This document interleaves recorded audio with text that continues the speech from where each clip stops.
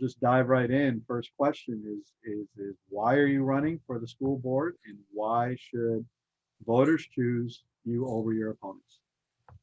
Well, prior to my 9-year board service, I've had over 10 years of leadership and dedicated involvement in Coppell ISD committees, and I attended school board meetings for 6 years.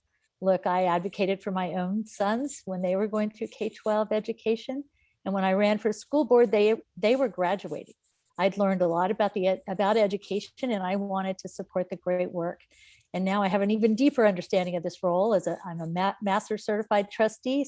I believe I'm effective because I've leveraged my experience and skills to connect the complex education dots. I understand the educational excellence that our community expects from Coppell ISD, and I know this is why people move here.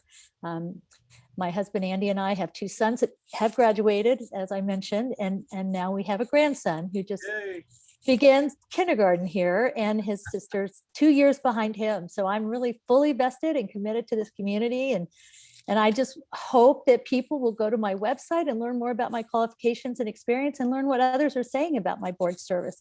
My website's tracyfisher.org. It's pretty simple. Thank you. What are the 2 or 3 most important actions you would take if reelected, and how would you advance them and pay for them? Well, that's a great question. When I'm reelected, I will continue to address our biggest challenge, which has been facing the district and always will, is the need for advocacy. We have little control over the legislature and the laws they pass without that intentional advocacy.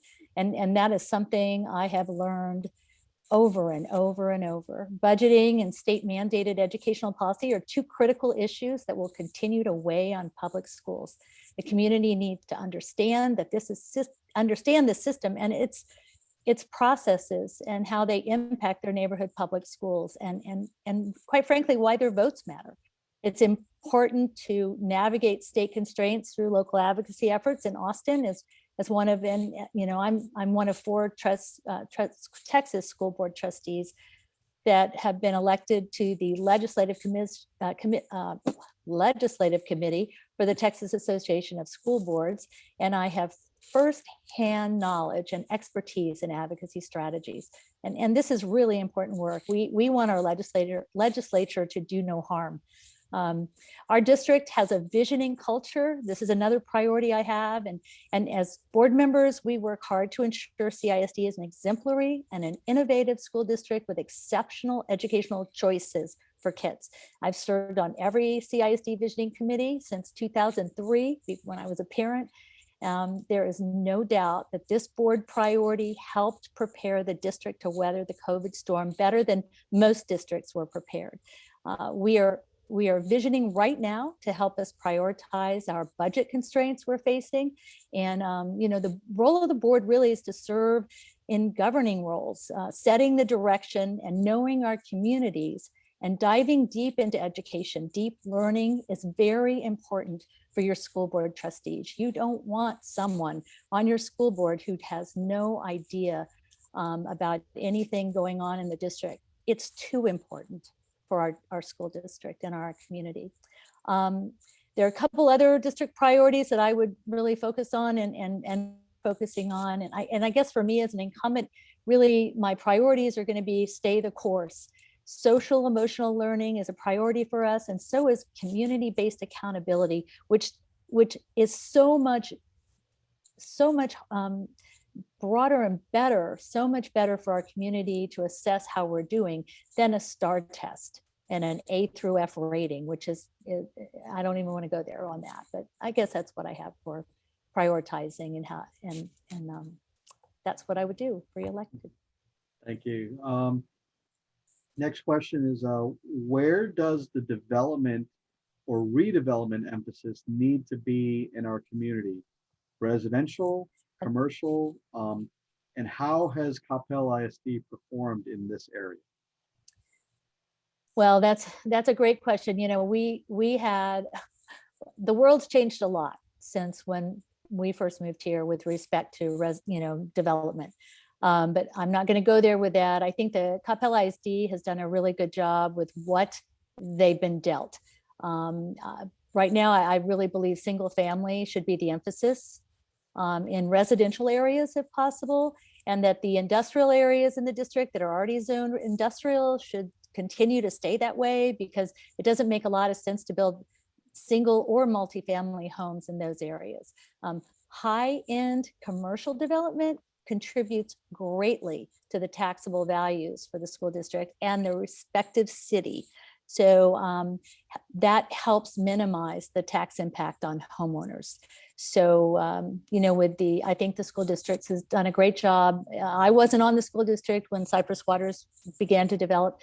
But of course, I have been on the district as these additional single family home areas in Irving have developed out in some of the industrial areas, or, areas near 114 and Beltline. And, single family homes are great for school districts. Typically, a single family home will bring in an education motivated family that cares about public schools, and possibly, hopefully, a little less mobility. Because when we get kids in Coppell ISD, we want to keep them. We want them K-12. So I guess that probably answered your question, I think. Yeah, I think so. Does Coppell ISD deliver services in the most cost-effective manner? Please be specific about improvements you would advocate. Okay, so, our district is financially responsible. We've always had a strong fund balance. Our bond ratings are high. They're AAA and AA plus for both S&P and Fitch. Our current total tax rate is ranked 44th out of 57 North Texas school districts. During COVID, we refinanced bonds, and we have been able to reduce our bond debt and tax rate. We have begun our budget process 5 months earlier in December this year. Our board has had 3 budget workshops since December, and we are making good progress by including board suggestions for areas to consider, including revenue strategies, which is a big part of that, and cuts that do not reduce choice and services to our kids. We need to engage our employees in this effort, as far as I'm concerned, a lot more. And they are already contributing more in that area. Budgeting is a long process, but I'm confident as always that our staff and board working together will solve any funding gaps. We're also working this session to influence the 60-page cleanup bill for House Bill 3, which was the largest or the most comprehensive bill that's passed on education finance funding, or education funding. It really dove into the funding formulas, but not all of them, which is why this cleanup bill is needed. And so we're hoping with this cleanup bill, they'll be able to address special ed funding and some other details that need to be ironed out for every single district. We're also advocating strongly that the state will pass on the federal stimulus dollars that were earmarked for public education, like other states have. This will help us provide for any unfinished learning for our kids and pay COVID costs that we've had to incur for PPE, for extra cleaning, for extra food service. We've been feeding all of our kids since last March. House Bill 3, it reduced our tax rates, and it reduced Robin Hood for a time. It's going to creep back up. And it also gave teachers more pay. So those were all good things. But it also took away local control and the ability to see tax revenues very far in the future. That was a last minute change to House Bill 3, which really caused a lot of school districts a problem, because they were forced to pass budgets without even knowing what their tax revenues were for the year. So, we're almost for the first cycle of House Bill 3, and first biennium. So we'll be able to see everything that it's done to us. Of course, the COVID was thrown into the middle of it also. So, specifically, some of the problems we're dealing with is our enrollment has slowed, our special education students have increased. Of course, the COVID costs were high, and we're paying more for SROs and for crossing guards. In the past, our city has always been so generous to pay for our SROs and our crossing guards. Coppell has always been a Chapter 41 district, or, well, now it's a different chapter district, but we've always had a very generous city supporting education. And so unfortunately, the city is under the same kind of attack that our local schools are under with respect to the state and taking away local control. And for them, with this change in the tax destination, the destination change that's about to hit the city if something doesn't happen, that's what's caused the city not to be as generous with their pay and support of our SROs and our crossing guards.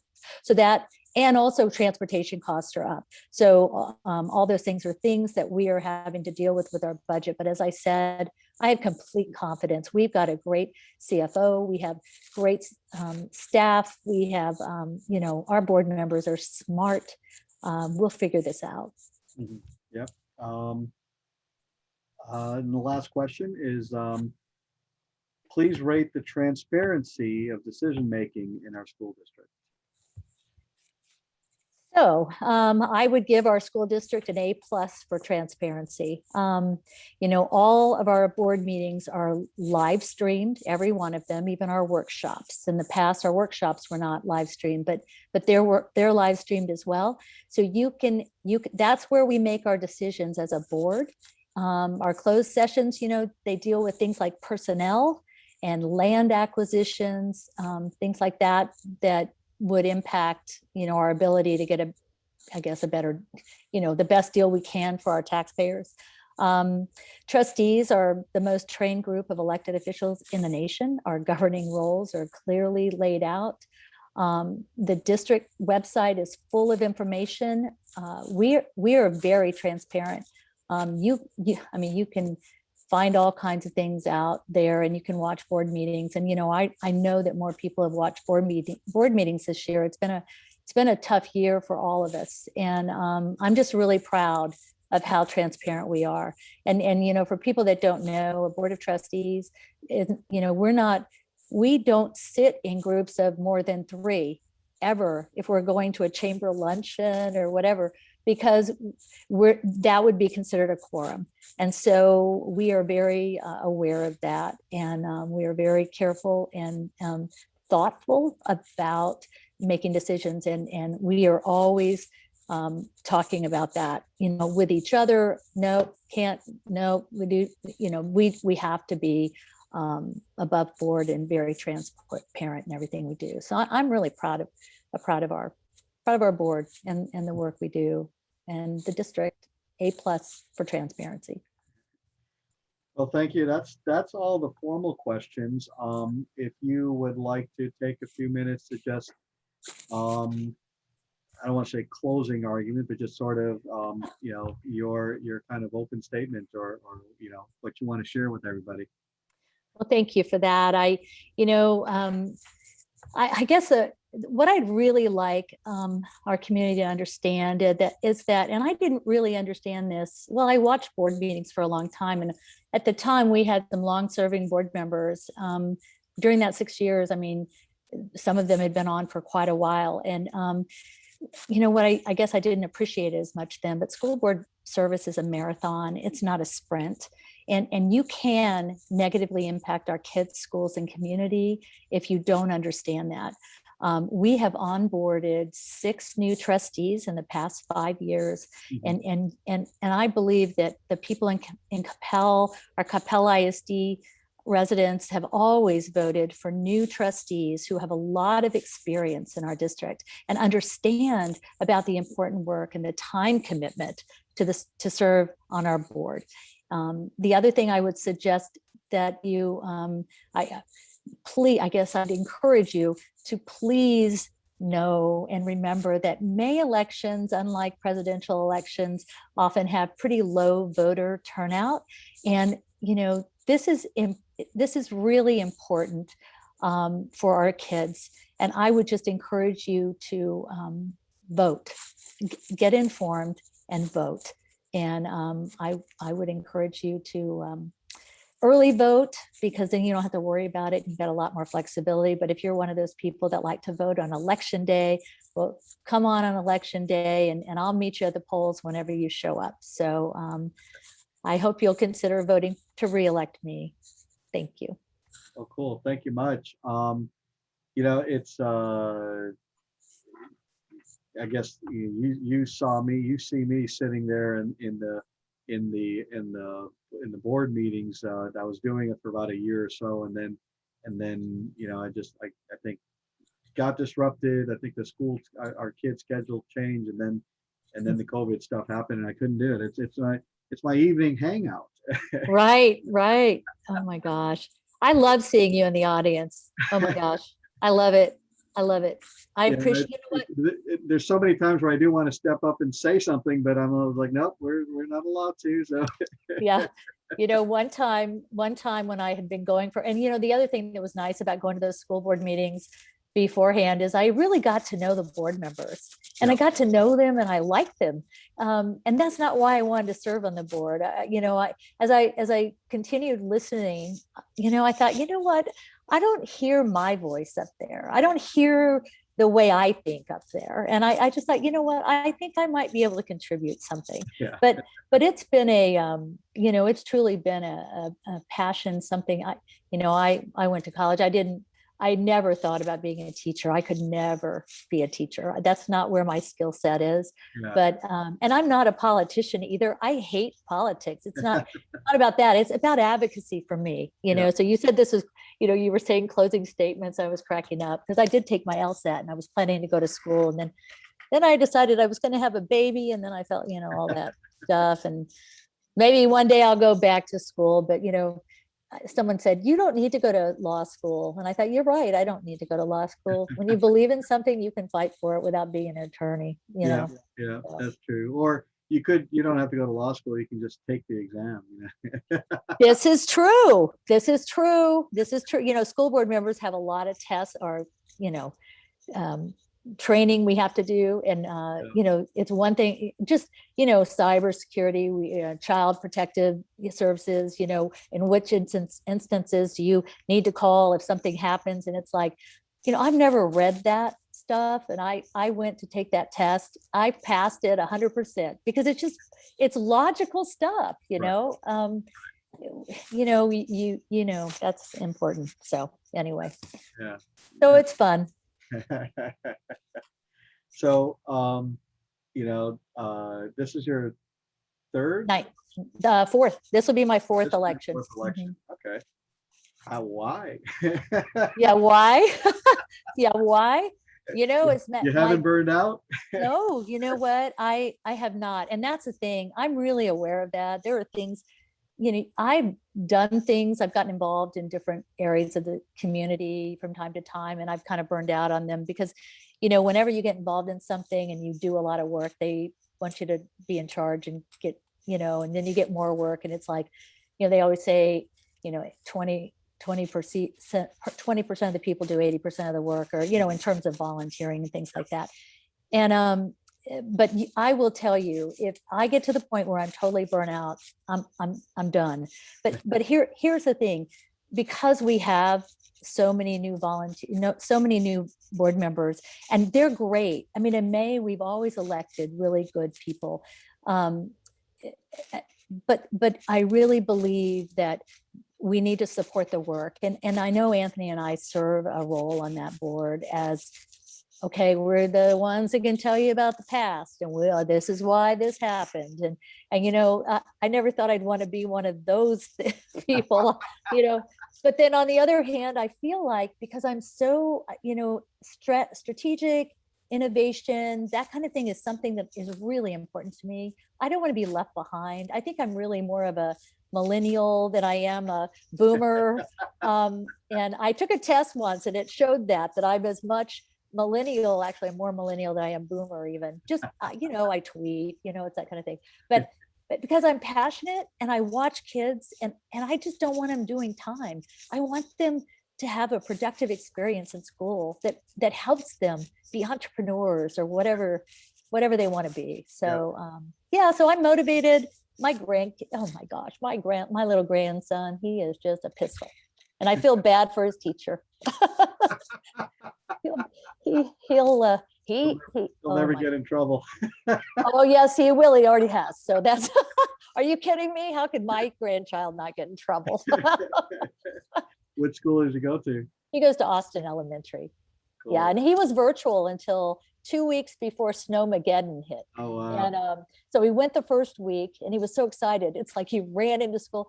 And then the second week, he went into school with the sniffles. So they sent him home, like, so he had to quarantine. And then he took his COVID test and he was negative, he was just sniffles because he hadn't been around other kids. Plus he hadn't been out, I mean, he's outside a lot. But anyway, so then he went the first week, he missed the next week because he was quarantined.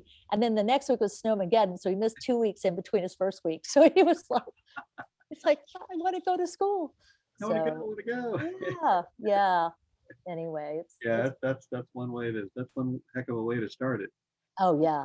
And I've never experienced having a child or a grandchild in the schools as a school board member. And so it's weird, because it's like when I became a school board member and I go into a school, the people that I knew so well that I had volunteered with or for or whatever, they look at me and I go, it's just me. Well, it's not just me anymore when you're a school board member, right? Yeah. But now it's the same thing. I'm like, I go to the school and I'm supportive of, I've always loved Austin. I mean, I love all our schools. We have great schools.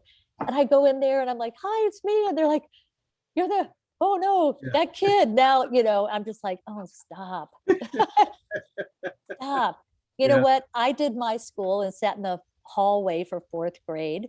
And my sons did their school. And now my grandson's going to do his school. And it's not my, he's going to own it. So it's all good. Well, cool. It was almost like, with every time I hear you talk about all the legislative process and how active you are in there. And I'm like, wow, I'm glad she's doing it, not me. I'm glad somebody's doing it and not me. That's a pretty cool thing. Just the time and energy, and then the knowledge that you have to stay on top of that and pursue that, whatever. That's pretty cool. Well, I get a lot of satisfaction out of that because I know the only way we're going to help our schools is by influencing the legislature. And really for this year, it's about do no harm. Do not harm us. There are 35 charter bills that have been filed. And they're things to lighten up the barriers to entry for charters. We're already a gold rush. Now they're moving into the suburbs. We've got 800 kids in charter schools in Coppell ISD. We've never had that many. And, they're getting them in pre-K. And it's like, they don't even have a choice. They didn't get to go to Coppell schools and say, I didn't like that school, so I'm going to go choose that. No, they didn't get a choice. And they come back to us in 4th and 5th grade. And it's a, they get traditional classical education, and it's like, we do better basics in Coppell. And we have learning environments that are better for kids. How do they, I know what is offered as an alternative for those other kids. And it breaks my heart because we've got families moving here for our schools, and they're confused about, they're being recruited away. And it's wrong. So we're going to do something about that. If I get elected, no, I'm kidding. We're going to do something about it. They're going to do it anyways, even if you don't get elected, right? Absolutely. I'm going to go do that. So. Just because you're not there on the board doesn't mean you can't do it. No. If you don't elect me, you don't get me. No. I'm kidding. So, my kids were in charter school, but we weren't living here. We were trying to move here. We couldn't sell our previous house, and so until we could sell, we couldn't move. And in the meantime, my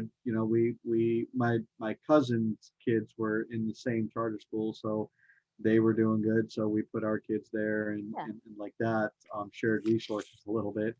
And then they came here in middle school, and but yeah, we were trying to come here. We just couldn't get here.